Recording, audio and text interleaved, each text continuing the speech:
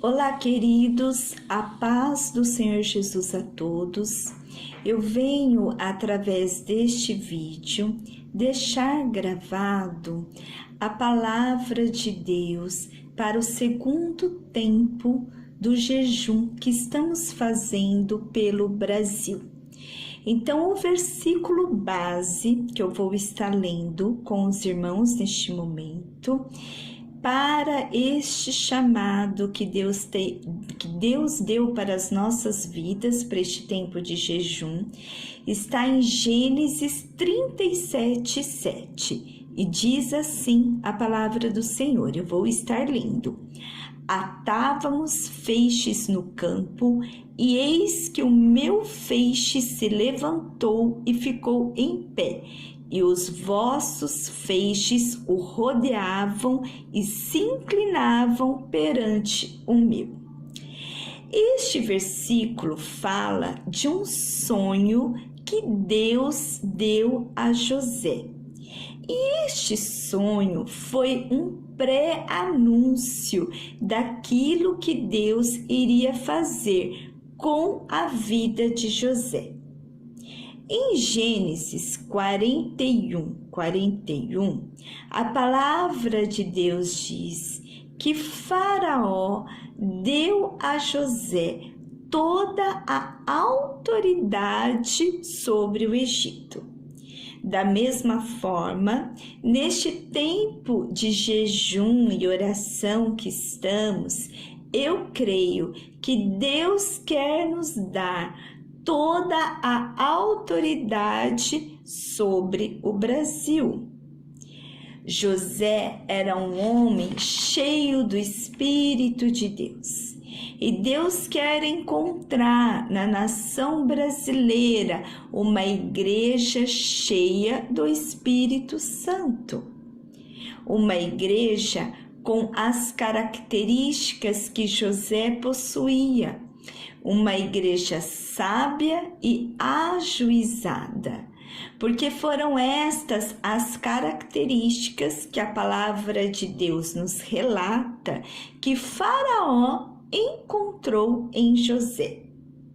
Ser ajuizado significa ter juízo, ser sensato, ser equilibrado, ser prudente, agir com cautela. Ajuizado vem do latim judicium, que quer dizer exercer o ofício de juiz. Eu creio, irmãos, que Deus quer levantar juízes sobre o Brasil. Porque em 1 Coríntios 6:2, a palavra de Deus nos diz que os santos hão de julgar o mundo. Nós sabemos que está sobre nós cristãos a responsabilidade de proclamarmos o Evangelho de Cristo. E quando a palavra de Deus é proclamada, traz juízo, serve de juízo, porque aí não poderão falar que não ouviram. E tudo isso é para que sejam cumpridos os planos e propósitos que Deus tem de conservação do remanescente dele nesta terra. Em Romanos 10:14, a palavra de Deus diz: como ouvirão se não há quem pregue?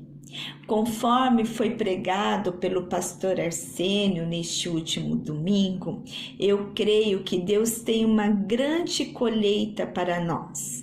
O Brasil tem a promessa de ser o maior celeiro de missões para o mundo. O pastor Mário Freitas, da organização Mais, que é Missão de Apoio à Igreja Sofredora, disse recentemente que o Brasil ocupa o segundo lugar como o maior celeiro de missões para o mundo. Nós ocupamos o segundo lugar em enviar o maior número de missionários para o mundo. Mas Deus tem muito mais a fazer e o Senhor quer fazer mais em nós. Mas para isto, eu creio que Deus quer encontrar no Brasil uma igreja como José. José tinha muitos atributos, mas duas características muito importantes Faraó encontrou em José: sabedoria e prudência. Vamos abrir as nossas Bíblias em Mateus 10:16. Eu vou estar abrindo a Bíblia neste momento. Então, vamos para o livro de Mateus, capítulo 10 e versículo 16.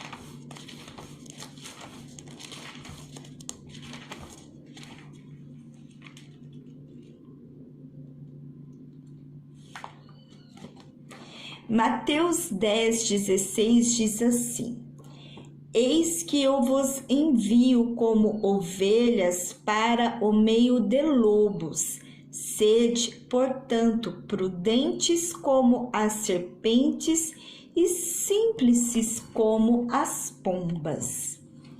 E não foi para o meio de lobos que José foi enviado? Afinal de contas, ir para uma terra estranha, longe do seu povo, longe da sua família, longe do seu pai, não é como estar no meio de lobos. Mas José tinha o Espírito de Deus sobre ele.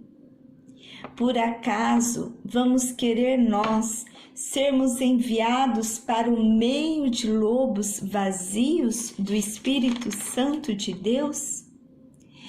Porque se Deus quer levantar uma igreja como José, eu creio que é certo que seremos enviados ao meio de lobos.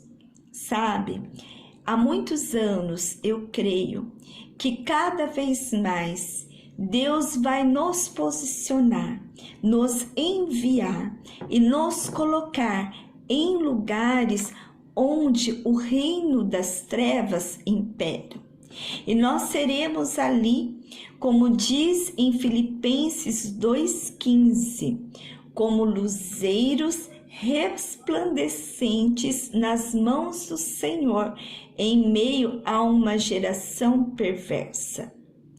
Porque assim como a Bíblia diz em 1 Reis, capítulo 11, que Salomão, no final dos seus dias, foi encontrado pelo Senhor com um coração corrupto e pervertido por causa das muitas mulheres que teve adorando a deuses estranhos. Assim também se encontra ainda a nação brasileira.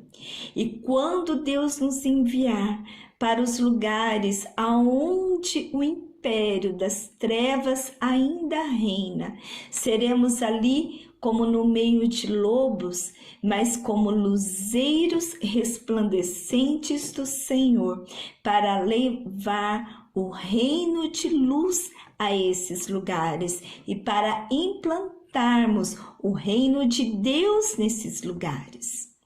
Mas José tinha sabedoria e prudência. Vamos abrir a palavra de Deus em Provérbios 9:10. Provérbios capítulo 9, versículo 10. Eu vou estar abrindo com vocês agora. Provérbios 9:10 diz: O temor do Senhor é o princípio da sabedoria, e o conhecimento do santo é prudência. É verdade que a palavra de Deus nos diz que se nós pedirmos sabedoria para Deus, Ele nos dá liberadamente. Mas o temor do Senhor é o princípio da sabedoria. Precisamos ter temor de Deus para não somente recebermos a sabedoria de Deus, mas para mantermos essa sabedoria sobre as nossas vidas pelos dias que virão. Porque em 1 Reis, capítulo 11, Salomão perdeu o temor de Deus e não manteve a sabedoria do Senhor que tinha sido derramada sobre a vida dele. A palavra de Deus também em Oséias 6:3. Vamos lá para Oséias 6:3.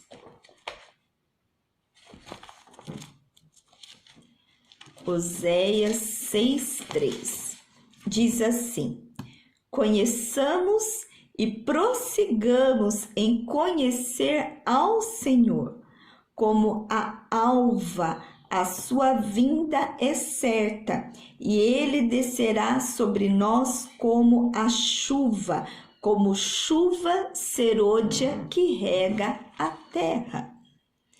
Então, se nós conhecermos a Deus, mas prosseguirmos em conhecer ao Senhor, alcançaremos prudência.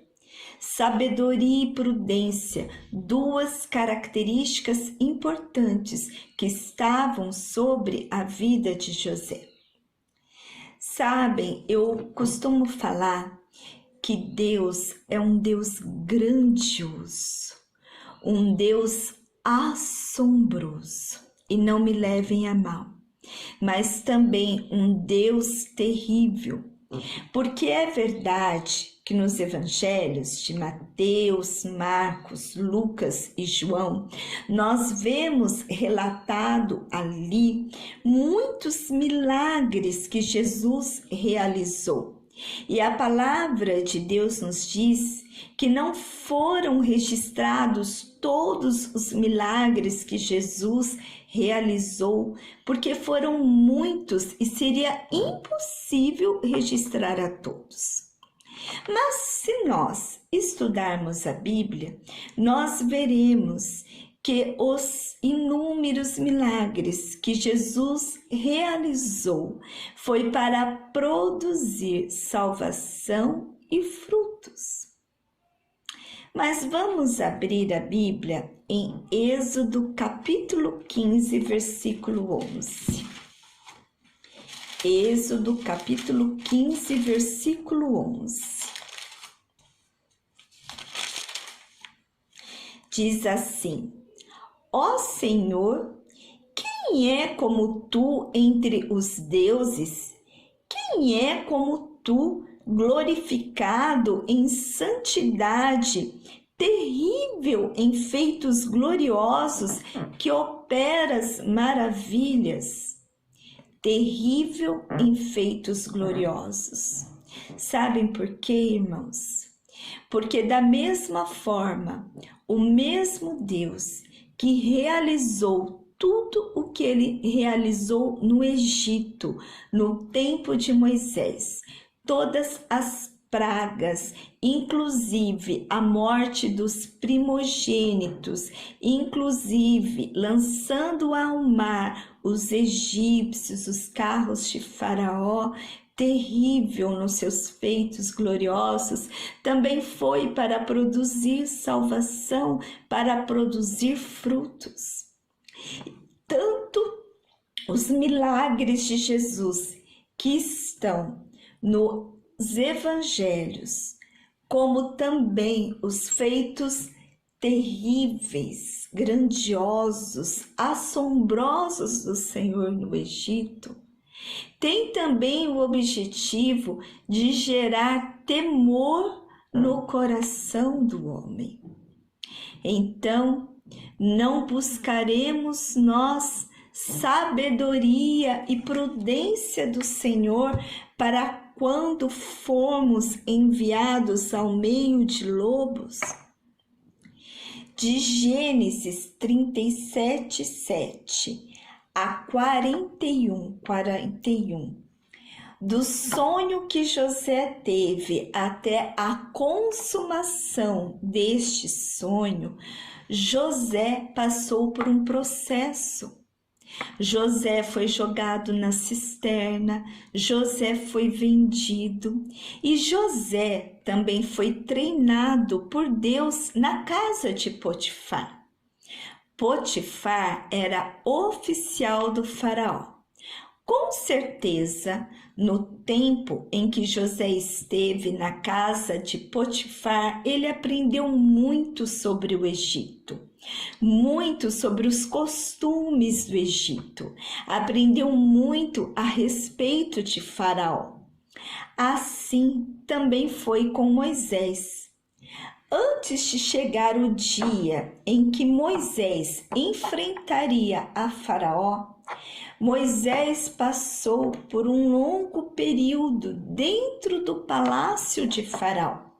E a palavra de Deus diz que quando Moisés saiu do palácio de Faraó, ele tinha 40 anos de idade, o tempo de uma geração. Mas o tempo em que Moisés passou ali no palácio de Faraó, ele conheceu muito da vida de Faraó, dos costumes de Faraó, dos hábitos, dos gostos de Faraó. Deus tem um processo e Deus trabalha em processo. Jesus também passou por um processo até dizer está consumado. E se nós somos discípulos de Cristo, se somos cristãos, chamados como pequenos cristos, se buscamos ser imitadores de Cristo, temos que passar pelo processo. Aceita o processo, que dói menos. Então, tudo que José passou fez parte do processo de Deus na vida dele. José também foi preso, até que chegou o dia em que José foi revestido de toda a autoridade sobre o Egito. Da mesma forma, eu creio que Deus quer fazer conosco, igreja brasileira, nos revestir de toda a autoridade. Ter revestimento é ter uma cobertura de autoridade sobre as nossas vidas. E ter autoridade é ter poder de decisão, poder de dar ordens. Eu creio que Deus quer nos revestir deste poder sobre esta terra. Mas Deus quer encontrar em nós as características que José possuía.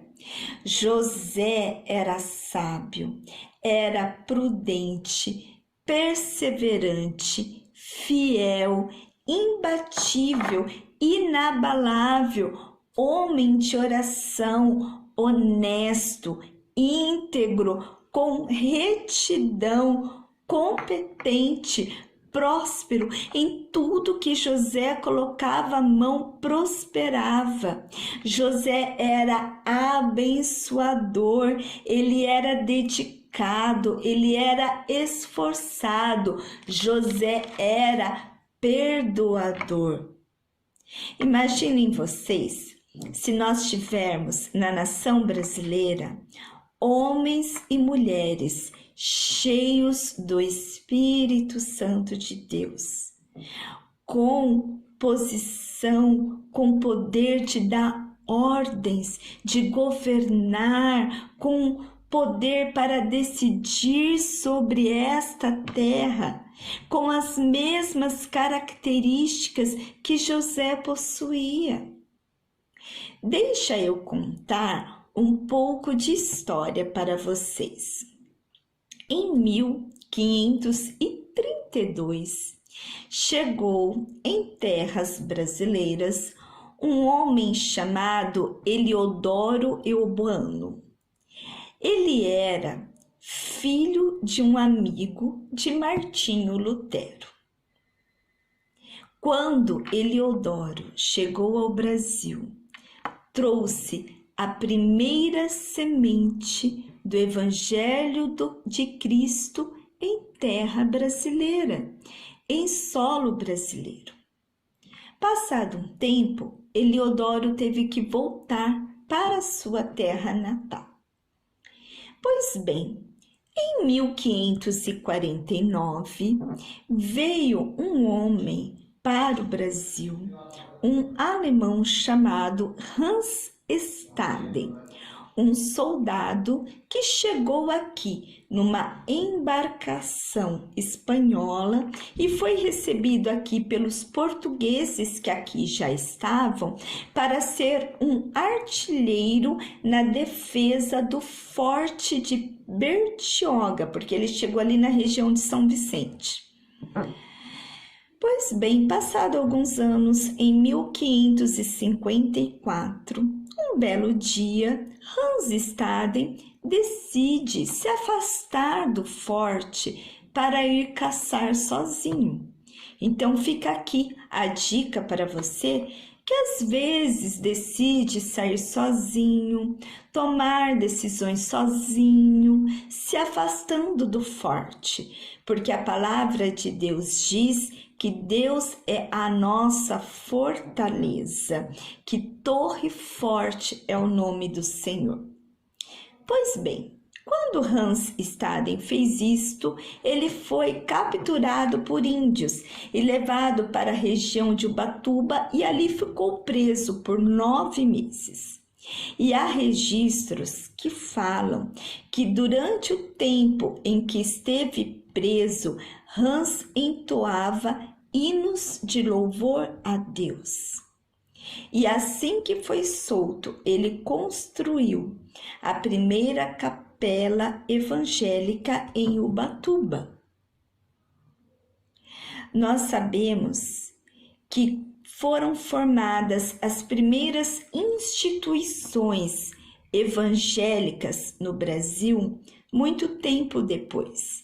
Em 1835, a Igreja Metodista, em 1860, a Igreja Presbiteriana, em 1867, a Igreja Batista. Mas muito antes disso, a semente do Evangelho já tinha sido lançada em solo brasileiro, através de Eliodoro, através de Hans. Sabem, irmãos, eu não sou teóloga, mas eu tenho o Espírito Santo de Deus. E eu sei que você também tem o Espírito Santo de Deus. E o Espírito Santo nos instrui em todas as coisas. Ele nos capacita.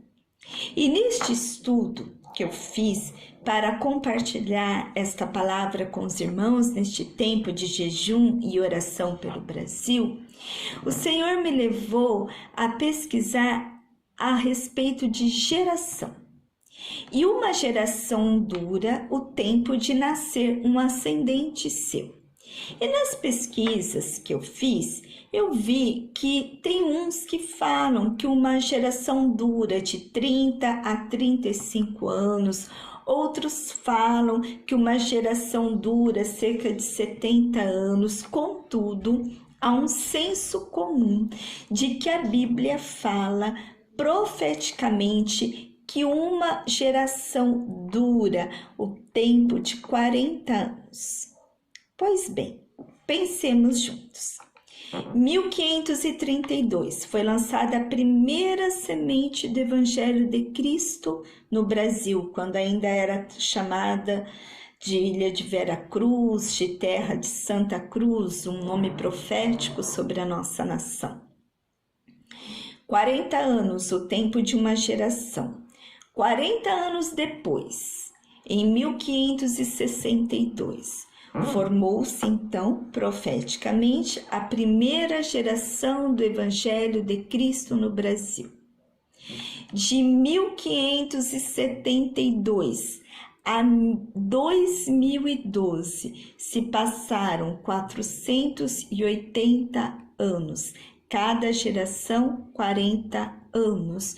Chegamos no ano de 2012 a 12ª geração do Evangelho no Brasil. Nós estamos em 2019, nós pertencemos à 12ª geração do Evangelho em solo brasileiro. E o número 12 é um número muito importante para Deus, é o número da igreja. 12 representa governo. Então eu creio que Deus tem algo a fazer de muito importante nessa geração, na nossa geração no Brasil. Por isso, este tempo de jejum em oração. Em 17 de janeiro deste ano, no aniversário da plena adoração de Agudos, o apóstolo Billy trouxe uma palavra para nós. E o apóstolo falou que este é o ano em que Deus quer estabelecer os profetas na igreja, em que Deus quer estabelecer o profético dele nos altares e que nós somos a 12ª junta de boi. Vamos abrir a nossa Bíblia novamente em 1 Reis, capítulo 19, versículos de 19 a 21. Eu vou abrir com vocês. 1 Reis, capítulo 19, versículos de 19 a 21.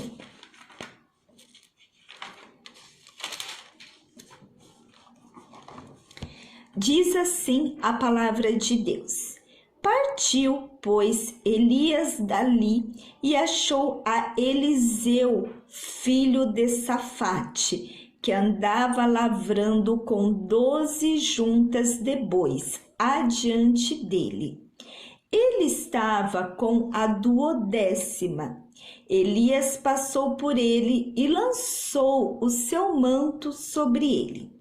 Então deixou este os bois, correu após Elias e disse: Deixa-me beijar a meu pai e a minha mãe, e então te seguirei. Elias respondeu-lhe: Vai e volta, pois já sabes o que fiz contigo. Voltou Eliseu de seguir a Elias, tomou a junta de bois e os imolou. E, com os aparelhos dos bois, cozeu as carnes e as deu ao povo, e comeram. Então se dispôs e seguiu a Elias e o servia. O que a palavra de Deus nos diz? Que foi feita com a junta de bois, foi imolada. Nós somos essa 12ª geração, a 12ª junta de bois. Você está preparado para ser um sacrifício para Deus? Para ser o sacrifício de louvor a Deus? Porque Deus não está procurando multidões, Deus está procurando discípulos.